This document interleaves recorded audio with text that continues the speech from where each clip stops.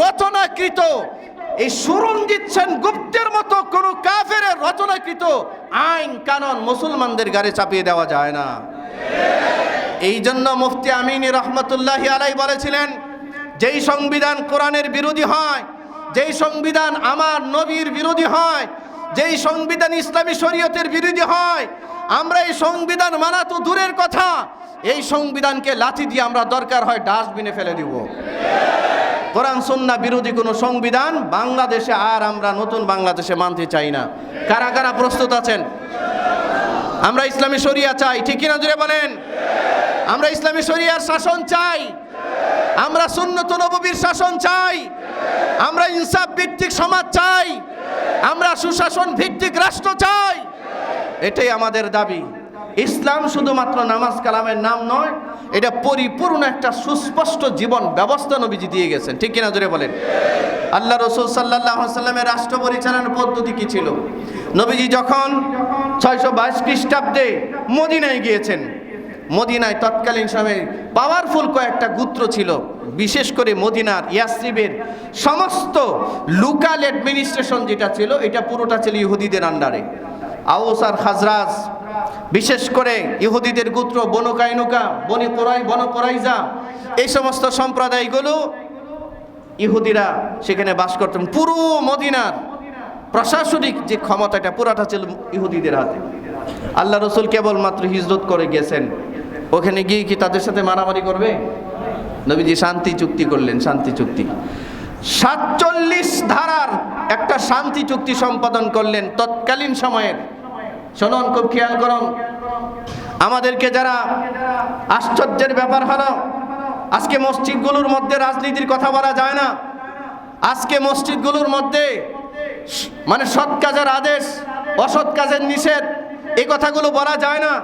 সৎ কাজের আদেশ আর অসৎ কাজের নিষেধের আলোচনা যখনই করা হয়, তখনই আমাদের সমাজের রাষ্ট্রের দুর্নীতিবাজদের বিরুদ্ধে মুখ খুলতে হয় মসজিদের খতিবে, ঠিক কিনা জোরে বলেন? মসজিদের খতিব এই মুখ খুলতে গেলে খতিবের ইমামতি, খতিবের খতিবগিরি থাকে না, ঠিক কিনা? মসজিদের মধ্যে এই অসত্যের বিরুদ্ধে, দুর্নীতির বিরুদ্ধে, চাঁদাবাজদের বিরুদ্ধে কথা বলতে গেলেই মসজিদ কমিটির উপরে চাপ আসে, নানান সমস্যা তৈরি হয়। অথচ আল্লাহর রসুল 10টা বছর রাষ্ট্র পরিচালনা করেছেন। 8 লক্ষ বর্গ মাইলের বাংলাদেশের মতো প্রায় 16 থেকে 17টা রাষ্ট্র সমপরিমাণ অঞ্চল আল্লাহ রসুল নিজে শাসক ছিলেন, রাষ্ট্রপ্রধান ছিলেন। আল্লাহ রসুল রাষ্ট্র পরিচালনা করেছেন ছোট্ট একটা ভাঙ্গা মসজিদ, মসজিদে নববীতে বসে বসে। সমস্ত কিছুর কার্যপরিধি নির্ধারণ করা হতো মসজিদে নববী থেকে, সেখান থেকে অর্ডার পাঠানো হতো সারা বিশ্বে। আল্লাহ রসুল সাল্লাল্লাহু আলাইহি ওয়াসাল্লাম শান্তি চুক্তি করলেন 47 ধারায়, মদিনার ইহুদিদেরকে শান্তি চুক্তির অন্তর্ভুক্ত করলেন। যদিও বা ইহুদিদের বড় স্বভাব হচ্ছে ওরা চুক্তি ভঙ্গ করে। এরা কি ভঙ্গ করে? এই যে দেখেন না, ফিলিস্তিনের হামাসের সাথে ওরা চুক্তি ভঙ্গ করেছে, এদের এটা অভ্যাস। আল্লাহ রসুল পরবর্তীতে শক্তি সঞ্চার করে গোটা মদিনা থেকে ইহুদিদেরকে বের করে দিয়েছে। ইহুদিদের সাথে নবীজির দুশ্মনী ছিল 2 কারণে। ইহুদিরা মনে করত শেষ নবী মুহাম্মদ সাল্লাল্লাহু আলাইহি ওয়াসাল্লাম আসবে বনি ইসরাইল থেকে, তাদের সম্প্রদায় থেকে। কিন্তু আল্লাহ মুহাম্মদ রাসূলুল্লাহকে পৃথিবীতে পাঠিয়েছেন বনি ইসহাকে না, বনি ইসরাইলে না, নবীজিকে পাঠিয়েছেন বনি ইসমাইলে। এটা তারা মানতে পারে নাই, রসুলের সাথে দুশমনী করেছে, গোপনে রসুলকে হত্যা করার ষড়যন্ত্র করেছে, রসুলকে বিষ খাইয়ে হত্যা করার ষড়যন্ত্র করেছে তারা, ঠিক কিনা জোরে বলেন? তারা কিছুর ক্ষেত্রে সফলতাও অর্জন করেছিল। এমন অবস্থা হয়েছিল নবীজি বিষের ক্রিয়ায়, এক ইহুদি মহিলা বিষ খাওয়ানোর কারণে নবীজি বিষের ক্রিয়ায় বসতেন, উঠতেন, চিৎকার করতেন। আম্মা জান হযরত আয়েশাকে বলতেন, আয়েশা আমি আর পারতেছি না এই অসহ্য যন্ত্রণা নিতে। নবীজিকে এই কষ্টটা ইহুদিরা দিয়েছে। আর আমাদের প্রাণের চেয়ে প্রিয় নবীকে ইহুদিরা কষ্ট দিয়েছে। আর এই ইহুদিরা আমাদের বন্ধু হবে, আমাদের সহযোগিতা করবে, এটা যদি পৃথিবীর কোনো মুসলমান ভেবে থাকে বোকার স্বর্গে বাস করছে সে, ঠিক কিনা জোরে বলেন? ইহুদিরা জন্মসূত্রে মুসলমানদের দুশমন, মুশরিকরা জন্মসূত্রে মুসলমানদের দুশমন। কোরআন মাজিদে এই দুশমন আল্লাহ পরিচয় করিয়ে দিয়েছেন, এই 2 জাতি মুসলমানদের জন্মসূত্রে দুশমন। সম্মানিত হাজরিন, দুর্ভাগ্যের ব্যাপার, আজকে ইহুদিদের সাথে চুক্তি করে, ইহুদিদের সাথে বাণিজ্য চুক্তি করে মুসলমানরা মুসলমানদের দেশ থেকে বিদ্যুৎ নিয়ে, পানি নিয়ে, মুসলমানদের দেশ থেকে তেল নিয়ে, অস্ত্র বানিয়ে সেই অস্ত্র আজকে ফিলিস্তিনের মুসলমানদের উপরে তারা নির্বিচারে বর্ষণ করতেছে, ঠিক না? আপনি ইসরায়েলের মানচিত্রের দিকে তাকিয়ে দেখবেন, চতুর্দিকে মুসলমান, চতুর্দিকে কি মুসলমান রাষ্ট্রগুলো ঐক্যবদ্ধ হয়ে যদি একটা আহ্বান করত যে আর একটা গোলা বর্ষণ চলবে না, যদি চলে পৃথিবীর মানচিত্র থেকে, এই জাজিরাতুল আরব থেকে, এই আরব দেশগুলো থেকে ইসরায়েল নামক কোনো রাষ্ট্র আর পৃথিবীর মানচিত্রে থাকবে না। একটা হুমকি এটাই যথেষ্ট ছিল, ঠিক না? অথচ এই 5-8 গোলামরা তাকিয়ে আছে আমেরিকার দিকে, ওরা আমেরিকার কাছে সুপারিশ জানায় আমেরিকা যেন ইসরায়েলকে থামায়, আমেরিকা ইসরায়েলকে থামায়। ওরা আমাদেরকে বলে তাওহীদের জ্ঞান দিতে, আরব দেশের লোকজন শুধু তাওহীদের কথা বলে, আরে তাওহীদের কথা তো আমরা বলছি, কিন্তু এরা শিরকের ক্ষেত্রে আমেরিকাকে সর্বোচ্চ শিরকের জায়গায় রাখছে। আমেরিকাকে ওরা মনে করে, আরব দেশের ম্যাক্সিমাম শাসকরা মনে করে আমেরিকা যদি আমার উপরে নারাজ হয় তাহলে আমার ক্ষমতার মসনদ ঠিক থাকবে না। আচ্ছা, কেউ যদি কাউকে মনে করে যে এই লোক যদি ঠিক না থাকে তাহলে আমার ক্ষমতার মসনদ থাকবে না, তাহলে সে কি আল্লাহর সাথে শিরক সাব্যস্ত করে নাই? ওরা তো বড় মুশরিক, ঠিক কিনা? জোরে বলেন, ওরা তো বড় মুশরিক। ক্ষমতা দেওয়ার মালিক কে? তুতিল মুলকা মান তাশা,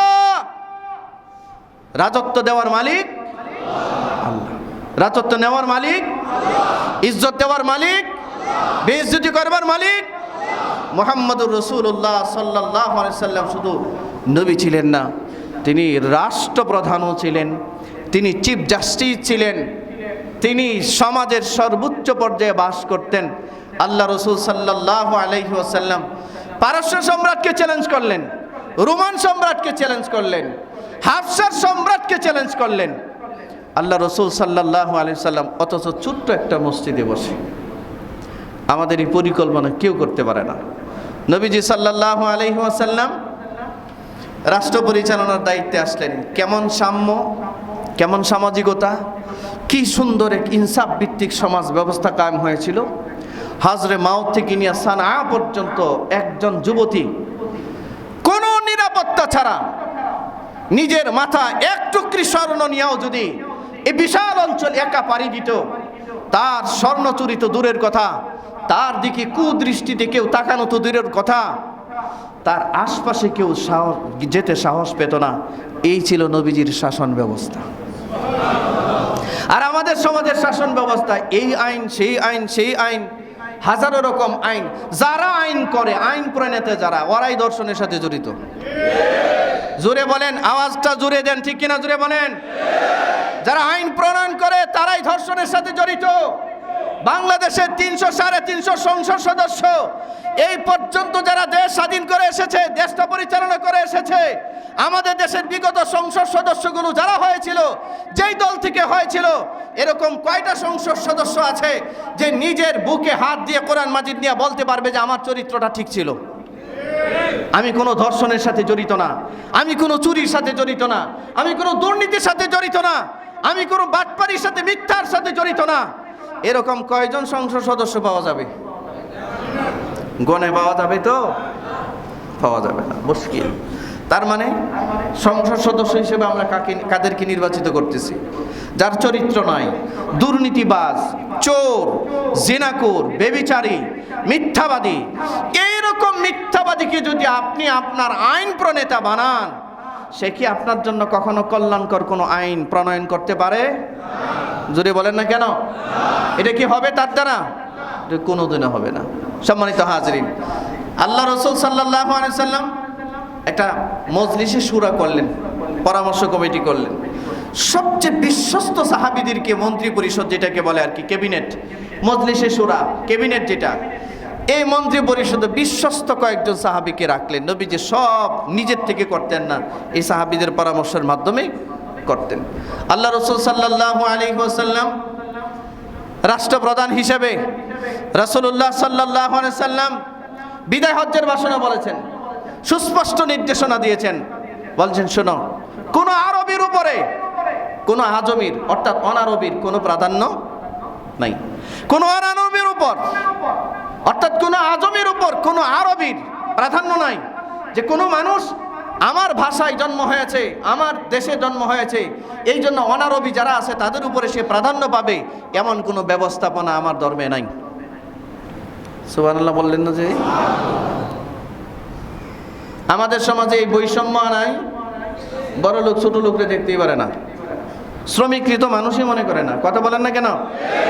আল্লাহ রাসূল বিদায় হজ্জের ভাষণে বললেন, শোনো, তোমরা তোমাদের আয়াত্তাধীন যারা আছে, তোমাদের কাছে যারা থাকে তাদের ব্যাপারে সতর্ক হও।